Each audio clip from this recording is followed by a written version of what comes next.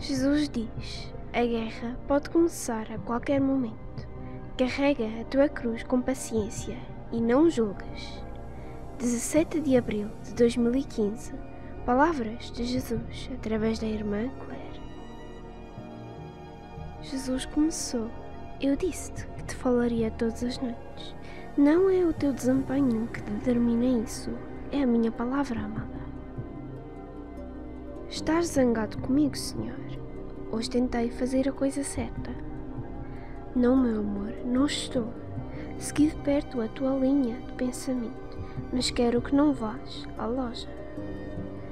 Devia ter mandado o Ezequiel? Se for preciso, sim. Os preparativos para esta guerra estão prestes a ser lançados. Quero que estejam bem cientes disso, que pode cair sobre vós a qualquer momento. Quero lembrar as pessoas de Miami. Há muitos recém-chegados que não estão cientes dessas profecias. Aqui está um breve vislumbre da visão sobre Miami. A aniquilação nuclear de Miami, seguida de ataques nucleares a várias cidades americanas. Não foi mostrada nenhuma outra parte do mundo, exceto que os ataques foram de alguma forma instigados a partir da parte nordeste da Europa, e os mísseis tiveram origem no Médio Oriente. Não ficou claro se foram disparados de lá ou se foram executados por pessoas do Médio Oriente. Mais sobre este assunto na mensagem: a destruição nuclear de Miami precederá o arrebatamento. O que as pessoas não percebem é o que está a acontecer à sua volta. Não estão conscientes disso. Como a mulher no Walmart, ela trabalha lá, mas não faz ideia de todos os encerramentos. Os seus filhos estão ocupados com as suas vidas de homens e ela não utiliza a internet. Não está a ver. Esperam que toda a gente fique surpreendida. As pessoas estão tão habituadas a sabotagens que as notícias são apenas blá blá blá. Estas coisas são preparadas para que o público não se aperceba das verdadeiras ameaças. Estão tão habituados a ouvir as mesmas coisas sobre Israel, o Médio Oriente e a Rússia que assumem que tudo vai passar, tal como a sua filha pensa que vai passar. É só mais um golpe de sabre. É tudo mesquinho. Não há nada que possas fazer para mudar isto. Como já reparou, quando lhes conta o que se passa, eles olham para si com um olhar vazio. Esta cidade é muito pequena, o que é vantajoso, porque é considerada um sítio seguro e perseverado para passar férias. De facto, muitos locais nos Estados Unidos são destinos turísticos e os governantes abastados providenciaram para os deixar praticamente intactos, para que possam continuar a ser utilizados para esse fim. Os seus filhos também procuram estes lugares. O que eu quero dizer é que este lugar tem alguma proteção. É seguro na medida do possível. Os cruzamentos de estradas nacionais e os principais pontos de transporte são os mais perigosos e serão protegidos muito rapidamente. Os locais remotos serão largamente poupados, a não ser que se descubra que lá vivem inimigos. O que queres dizer com inimigos? Pessoas que não concordam com o plano. Muitas delas já são visadas, mas não são estúpidas. Estão perfeitamente conscientes. Este lugar, antes de todos os outros, será menos traumático e, no entanto, os efeitos do CERN serão sentidos em toda a Terra e a única proteção é a vossa proximidade de mim. A maior parte da igreja está num sono profundo e não tem ideia do que está a enfrentar ou como lidar com isso. É por isso que estou a enviar um reavivamento, como nunca foi visto antes na Terra. E como sempre, isso não foi considerado, pois visitarei os membros das forças e orientá-los contra o mal para o qual foram preparados para executar. A todas as pessoas, exceto as criadas pelos homens, será dada a oportunidade de mudar a direção que escolheram. Haverá uma grande queda nas forças armadas, porque as pessoas verão o que está a ser feito ao seu país. Às suas mães, pais e avós. Sentiram um remorso feroz e impediram muitas manobras que destruíram ainda mais este país. Isto dará aos inimigos, aqueles que não concordam com o plano, um avanço de que precisarão para proteger partes deste país. Vês, Claire, eu também fiz os meus planos, mas também fiz os meus preparativos, e a suposta sabedoria dos homens transformar-se-á em estupidez. No entanto, para aqueles que não têm alma, a destruição do corpo habitado por demónios é a única solução. Não há outra lealdade senão a Satanás. Senhor, como é que eles vão saber quem são estes clones? Os olhos são a janela para a alma. Um corpo sem alma terá olhos muito escuros. Nenhum brilho, apenas uma escuridão fria e de aço. Tão frio, tão mau, que se sente. Semelhante ao que ambos experimentaram e viram no exorcismo e na libertação. Quando o espírito maligno está no seu controlo sob os olhos, tornam-se como berlindes negros. Ó Senhor, obrigada por falares comigo. Este é o ponto alto do meu dia, para além da adoração. Eu sei, meu amor, foi por isso que te assegurei que não é o teu mérito que torna isto possível. É a minha graça e nada mais. Eu amo o pequeno e doce rebanho que vos enviei, alma a alma. Eu amo-os muito e é o meu grande desejo falar com eles todos os dias. Oh, como eu os amo! E o que eu vou deixar para os outros será inestimável para construir a sua fé. Uma grande colheita virá destas mensagens e eu terei muitos seguidores que serão fortalecidos por elas. Ainda bem que disseste que terias muitos seguidores. Eu não quero seguidores. Além disso, não sou eu que os conduzo. És tu. É isso mesmo. Mas mesmo assim, serás incompreendida por aqueles que têm interesses ocultos e são invejosos e simplesmente se recusam a abrir os seus corações. São eles que vão sofrer mais. É bom que continueis a ensinar como o julgamento é destrutivo para todas as almas. É bom que todos levem estas palavras a peito e não permitam que o orgulho e o julgamento entrem.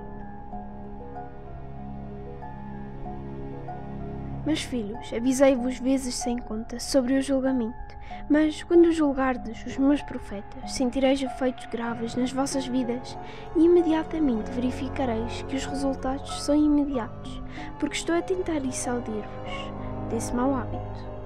Não compreendeis que quando julgais os outros, e especialmente os meus vasos de honra, estáis a convidar um exército de demónios que vos atacará a vós e à vossa família? Não compreendeis que, quando espalhais notícias falsas sobre o inocente e caluniais o seu carácter, estáis a trazer uma maldição sobre vós próprios? Devo dizer-vos que vereis cada vez mais divisões e conflitos entre os vossos amigos por causa desse comportamento, pois há ciúme espiritual entre todos.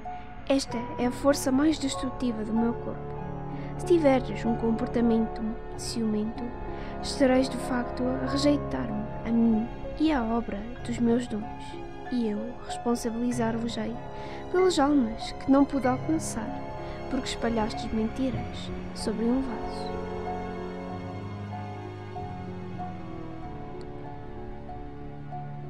Primeiro Coríntios 1, versículo 10. Irmãos e irmãs, em nome de Jesus Cristo, Nosso Senhor, exorto-vos a serdes um só. Falai de tal modo que as vossas palavras não vos ponham uns contra os outros, e não deixeis que surjam divisões entre vós. Em vez disso, concentrai-vos completamente no mesmo objetivo e mantendo-vos unidos em total concordância. Gostaria de fazer uma pausa aqui por um momento e confessar-vos que no passado, quando alguém me magoava ou tinha algo que eu queria muito mais que não tinha, eu ficava com inveja e criticava essa pessoa. No início do nosso casamento, o Ezequiel e eu tivemos problemas, conflitos e desentendimentos terríveis, tão graves que foi um milagre termos ficado juntos. Alguns de vós têm conflitos com o vosso cônjuge até hoje. Não têm paz, estão sempre a discutir. Devo dizer que foi assim conosco, até que um dia o Senhor nos revelou a causa disso. Estávamos a discutir sobre as pessoas entre nós dois e a menosprezá-las, e o que abriu a porta para Satanás nos peneirar. Então tentamos parar. Posso dizer que sempre que guardávamos julgamentos em nossos corações, ou abríamos a boca com apenas um indício de julgamento, algo ruim acontecia e entrávamos em uma briga. Logo ficou evidente que estávamos a abrir a porta para os demónios pelo pecado do julgamento. Por que é que acham que o Senhor esperou até eu ter 68 anos para me usar para o ministério? Porque demoramos muito tempo a amar os outros e a vê-los como melhores do que nós. Ele odeia a calúnia mais do que qualquer outra coisa. Se matarmos alguém, essa pessoa já não existe, a sua vida acabou. Mas quando inventamos histórias sobre os outros, privamo-los do bem que ele queria fazer com esse recipiente. Essa pessoa continua a viver, mas é como se tivesse sido morta. Porque aqueles sobre os quais espalhamos mentiras podem muito bem estar mortos. Não podem fazer nada de bom, porque a sua reputação foi destruída. Agora, o Ezequiel e eu temos uma relação maravilhosa e pacífica, e digo-vos a verdade. A coisa mais importante que mudou a nossa dinâmica foi pensar o melhor dos outros e evitar os mexericos. E que Deus nos ajude se formos suficientemente tolos para cometer um deslize, porque acaba sempre em coisas desagradáveis. Por favor, meus queridos, levem isto a peito. Olhem, aquele que está ligado ao mal e cria problemas e espalha mentiras.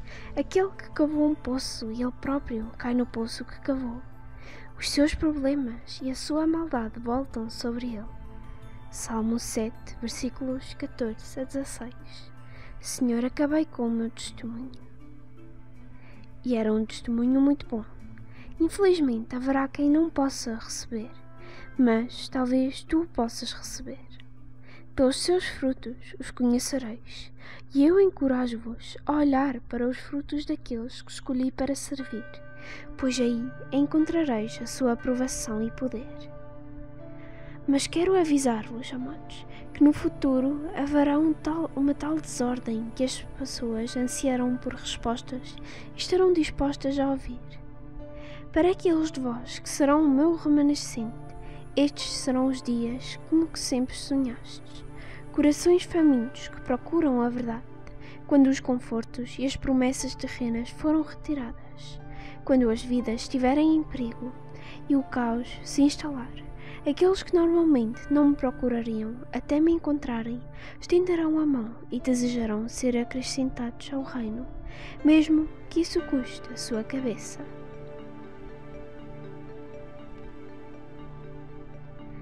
Agora tenho mais uma palavra para vós. Mantende a vossa santidade e perseverei até a última hora. Nada neste mundo vale a pena para comprometer a vossa integridade. Sei que todos vós estáis a sofrer, mas nestes dias do que no passado. Por muitas razões, cada um de vós carrega uma cruz mais pesada. Isto é o que eu fiz. Não tentem livrar-se dela. Preciso dos vossos sofrimentos e sacrifícios corajosos para salvar os que estão à margem. Aqueles que estão apenas a passar o seu tempo no mundo, assumindo que as coisas vão continuar para sempre e que não precisam de prestar atenção a quem são perante mim. É por estes que estamos a lutar agora, Claire. Alguns dos vossos filhos estão neste grupo. Para muitos de vós, filhos, netos, maridos, esposas, amigos, queridos e parentes distantes, tentastes uma e outra vez chamar a atenção deles, mas as vossas palavras passaram-lhes ao lado com o vento. Ainda estou a trabalhar com eles a um nível que não podem ver ou sentir. Está escondido de vós. Em parte, é porque não quero que intervenham e estraguem tudo.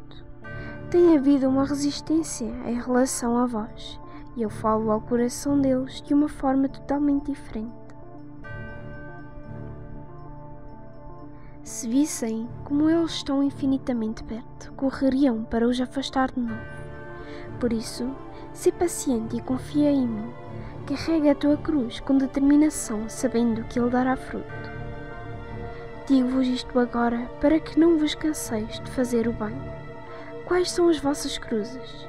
Certamente as pessoas que zombam de ti, os inconvenientes, como os pneus furados, as frustrações quando as coisas não te correm bem, dores mentais ou espirituais quando lutais pelos outros e eles não são de sinais de transformação.